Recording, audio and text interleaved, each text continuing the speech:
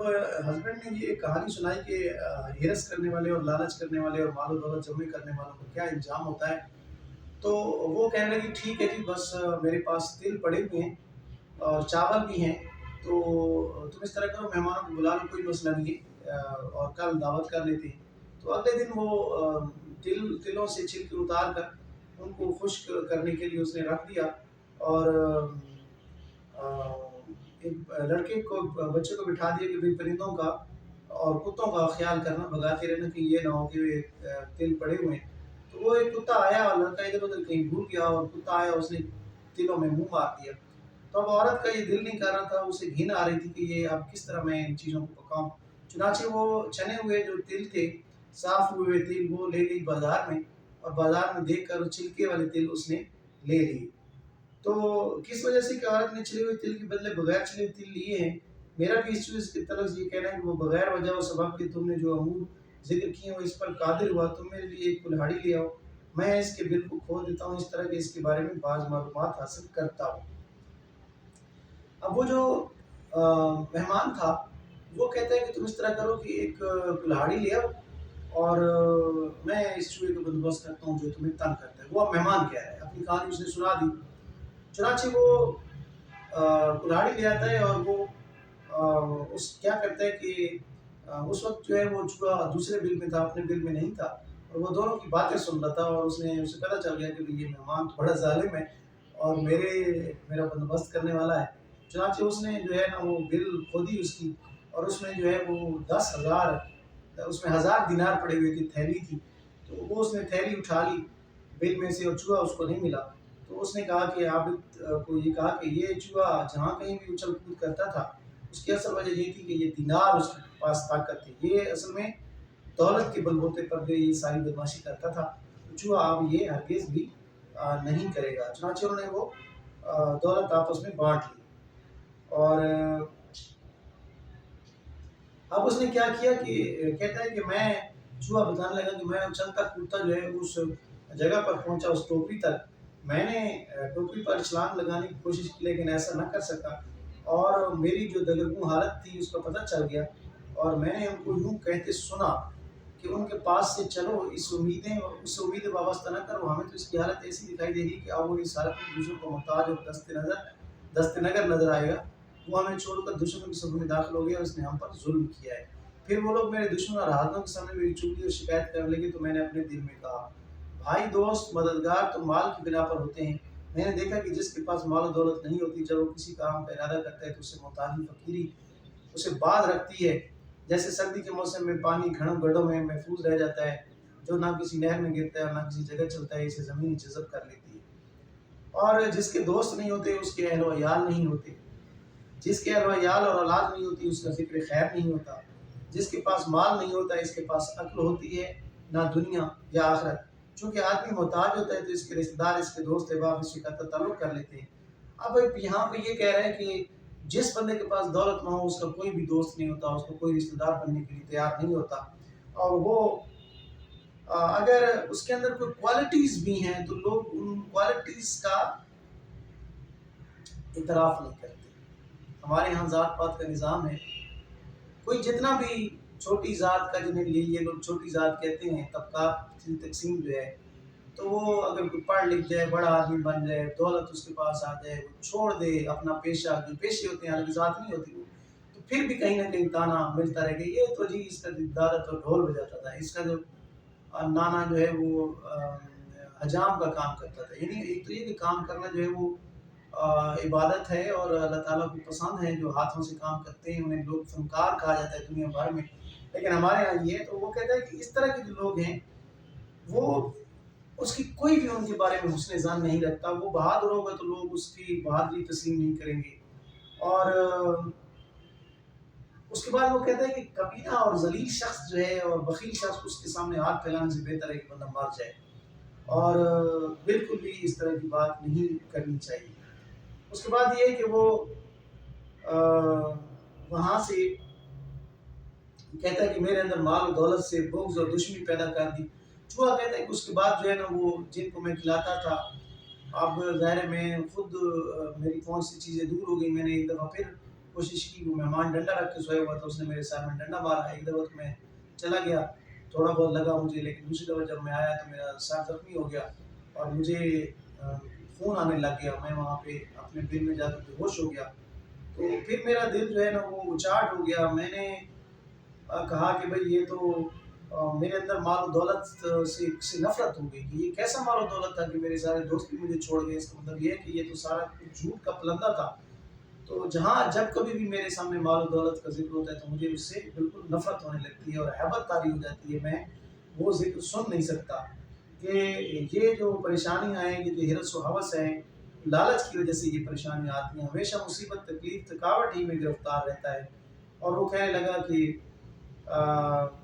راضی بالقضاء رہنا، راضی برضا رہنا جو ہے نا یہ بہت بڑی نعمت ہے۔ اور پھر میں راضی اور قانع ہو گیا، میں نے عابد کا گھر چھوڑ دیا اور پھر میں نے جنگل میں آ کر اپنا بسیرہ کر لیا، اور پھر میری کبوتر سے دوستی ہو گئی، بطوطہ سے، اور پھر میں نے اپنی جو باقی زندگی ہے وہ اب ادھر ہی میں رہنا چاہتا ہوں، میں بالکل عزت اور تنہائی جو ہے وہ اس کو میں نے اس بات پہ ترجیح دی ہے کہ خوشی جو ہے وہ ہمیشہ دوستوں کے ساتھ مل کے رہنے میں ہوتی ہے، مصاحبت سے بڑھ کر جو ہے نا کوئی بھی نعمت نہیں ہے۔ تو اس لیے جناب میں اب یہاں پہ رہ رہا ہوں۔ چوہا اپنی بات ختم کر چکا تو کچھوے نے اس کی گفتگو نہایت نفیس، شیریں اور رقت آمیز گفتگو کے ذریعے جواب دیا اور کہا، کچھوے نے کہا، میں نے تمہاری گفتگو سنی، کیا ہی بہتر تمہاری بات ہے، لیکن میں سمجھتا ہوں کہ چند بقیہ امور جو تمہارے دل میں ہیں اس کا ذکر کر دوں۔ دیکھو، کلام کا حسن عمل سے مکمل ہوتا ہے، یہ ایسی بات ہے جو آپ سونے کے پانی سے لکھنے کے قابل ہے۔ کلام کا حسن عمل سے کے ذریعے مکمل ہوتا ہے۔ جو مریض اپنے مرض کی دوا کا علم رکھتا ہے لیکن جب تک دوا لیتا نہیں ہے وہ دوا اثر نہیں کرتی، تو اس لیے محض کس کام کا جب کہ اسے اپنی بیماری سے مداحت اور چین حاصل نہ ہو سکا۔ اپنی رائے اور فکر کا استعمال کرو، مال کی کمی پر غم نہ کرو۔ انسانیت پسند شخص بغیر مال کے بھی معزز اور محترم ہوتا ہے، اس شیر کی طرح کہ جس سے اس کی اپنی کچار میں ہونے کے باوجود بھی اس سے دوسرے خوف کھاتے ہیں۔ پھر اس نے بہت لمبی تقریر کی اور اس نے کہا کہ چند چیزوں کے حوالے سے یہ کہتا ہوں کہ ان کو ثبات اور بقا نہیں ہوتی۔ کون سی چیزیں جو ہمیشہ رہنے والی نہیں ہیں؟ وہ کہتا ہے کہ جس طرح بادل کا سایہ جو ہے وہ گرمیوں میں وہ اس کو ثبات نہیں ہے، وہ ایک جگہ سے دوسری جگہ چلا جاتا ہے۔ بدماشوں اور کمینوں کی دوستی جو ہے نا وہ بھی صحیح نہیں ہوتی۔ بغیر بنیاد کی جو عمارت ہوتی ہے وہ بھی کمزور ہوتی ہے، اس کا بھی کوئی فائدہ نہیں ہوتا۔ عقل مند مال کی کمی پر غم نہیں کرتا، عقل مند کا مال تو اس کی عقل و دانائی ہوتا ہے جو کبھی ختم نہیں ہوتا۔ چنانچہ اس طرح کی باتیں جو ہیں نا وہ پھر کوے نے چوہے سے کچھوے کی گفتگو، اس کا جواب اور چوہے کے ساتھ اختلاف برتاؤ سنا تو بہت خوش ہوا۔ اس نے کہا کہ تم نے مجھے خوش کر دیا اور مجھے خوش کر دیا ایسے ہی کہ تم بھی خوش ہونا چاہیے۔ دنیا میں سب سے زیادہ مشرت اور شادمانی کا حق اس شخص کو ہے جس کے گھر چار دیواری اس کے نیک ساتھیوں اور دوستوں سے آباد رہتی ہے، جس کے گھر مہمان آتے ہیں، جو لوگوں کو کھانے کھلاتا رہے، اور وہ ایسے دوست جو اس کے گھر کے اسی طرح محافظ ہوں جس طرح وہ خود ہو، اس کے گھر کی عزت کو اس کی عزت سمجھے، اس کی غیرت کو جو ہے ان کا احترام کرے۔ اور اس دوران جو ہے وہ کوا محل گفتگو تھا، اس نے دیکھا کہ ایک ہرن اس کی طرف دوڑ کے آ رہا ہے۔ یہ جب سارے باتیں کر رہے ہیں اس نے دیکھا کہ ہرن آ رہا ہے اور کچھوا ڈر گیا اور پانی میں چلا گیا اور چوہا اپنے بل میں چلا گیا۔ کوا اڑ کر درخت پہ جا بیٹھا کہ اللہ جانے یہ کون ہرن ہے اور کیوں آ رہا ہے۔ ہرن نے کہا کہ میرے تو شکاری کو پیچھا کر رہا ہے، لیکن وہ شکاری نظر نہیں آ رہا تھا۔ اور پھر اس نے کچھوے کو آواز دی، وہ بھی باہر آ گیا، اور اس کے بعد یہ کہ چوہا بھی آ گیا۔ اس نے کہا کہ اگر تمہیں، کچھوے نے کہا کہ پیاس لگی ہے تو پانی پی لو اور تمہیں کسی قسم کا خوف نہیں ہونا چاہیے۔ ہرن قریب آیا تو کچھوے نے اسے مبارکباد دی، اسے سلام کہا اور پوچھا کہ تم کہاں سے آیا؟ اس نے کہا کہ میں اسی جنگلوں میں سے دائیں بائیں ایسے ہو کے آ رہا ہوں۔ مجھے ایک تیر انداز نے جو ہے وہ نشانہ بنانا چاہا اور میرے پیچھے لگا ہوا ہے اور وہ جو ہے مجھے شکار کرنا چاہتا ہے۔ تو ہرن انہی کے ساتھ رہنے لگا۔ ان کا ایک صاحبان تھا جہاں یہ تمام اکٹھے اور آپس میں رہتے اور گفتگو کرتے۔ ایک مرتبہ کوا، چوہا اور کچھوا صاحبان نہیں تھے کہ ہرن غائب ہو گیا۔ انہوں نے تھوڑی توجہ کے بعد دیکھا کہ ہرن کو جو ہے اس نے جال میں بند کیا ہوا ہے۔ چنانچہ ان تینوں نے پھر منصوبہ بنایا اور جا کر یہ کہا کہ بھئی ہم اس کو آزاد کریں گے اور اس کی وہ اپنے بھائی کی مدد کریں گے۔ چنانچہ وہ فوراً دوڑ پڑا، ہرن کے پاس آیا، اسے کہا کہ تم مصیبت میں کیسے پھنس گئے، حالانکہ تم تو نہایت ذہین و فطین ہو۔ تو وہ کہتا ہے کہ تقدیر جو ہے وہ ذہینوں اور فطینوں کو بھی اپنے پھندے میں لے لیتی ہے۔ چنانچہ وہ کہتا ہے کہ میں اب تمہاری مدد کروں گا، دوستوں کی جدائی کے بعد زندگی نہیں ہوگی، تو پھر اس کے بعد کیا ہے اس کا فائدہ۔ چوہا رسیوں کو کاٹنے لگ گیا شکاری کے آنے سے پہلے، اور بہت سارے جو ہے وہ پتھر ہم نے اکٹھے کر کے رکھ لیے کہ مجھے تم پر ڈر ہے کہ شکاری جو ہے نا وہ آئے گا تو ہم سب کو کہیں نقصان نہ پہنچائے۔ تو ہم ایک مصیبت کی گھاٹی کیا طے کر لیتے ہیں کہ اس کے بعد ایک اور مشکل میں پھنس جاتے ہیں۔ چنانچہ یہ ہوتا ہے کہ وہ ہرن جو ہے نا وہاں سے وہ بھگا دیتے ہیں، چوہا بل میں گھس جاتا ہے، کوا وہ کے درخت پہ پہنچ جاتا ہے، کچھوا جو ہے وہ چونکہ سلو ہوتا ہے، اس کی سست ہوتا ہے، تو وہ کچھوے کو پکڑ لیتا ہے اور کہتا ہے کہ بھائی اب چلیں کوئی تو میرے ہاتھ ہے، اس کو وہ رسی سے باندھ دیتے ہیں۔ اب پھر یہ تینوں ہرن اور وہ کوا اور چوہا آپس میں مشورہ کرتے ہیں اور کہتے ہیں کہ ہمیں کوئی ترکیب سوچنی چاہیے اب اس دوست کو بھی بچانے کے لیے۔ چنانچہ وہ ایک ترکیب بناتے ہیں اور ہرن کو کہتے ہیں کہ تم لنگڑا کر اس کے سامنے جاؤ اور پھر وہ تمہارے پیچھے لگے، تم آگے چلے جاؤ، اس طرح اس کو دور لے جاؤ۔ اور ہرن یہ مکاری کرتا ہے، یہ چالاکی کرتا ہے، دھوکہ دیتا ہے اور شکاری اس کے پیچھے لگ جاتا ہے، کچھوے کو پیچھے سے اس کی رسی کاٹ دیتے ہیں اور کچھوا جو ہے وہ پانی میں چلا جاتا ہے۔ تو چنانچہ جب یہ دیکھتا ہے شکاری تو شکاری یہ کہنے پر مجبور ہو جاتا ہے کہ یار عجیب بات ہے، ایک شکار کے اوپر میں شکار کرتا ہوں، دوسرا میرے ہاتھ سے نکل جاتا ہے، دوسرا کرتا ہوں تو پہلا نکل جاتا ہے۔ تو وہ کہتا ہے کہ یہ جنوں یا جادوؤں کی جادو بھری کوئی نگری ہے، اور یہاں سے مجھے جو ہے کچھ بھی حاصل نہیں ہونے والا، اور وہ وہاں سے ناکام و نامراد چلا جاتا ہے۔ تو اب اس کہانی کے اندر وہ یہ بیان کرتے ہیں کہ جب دوست جانور اگر اتنے اچھے طریقے سے دوست ہو سکتے ہیں،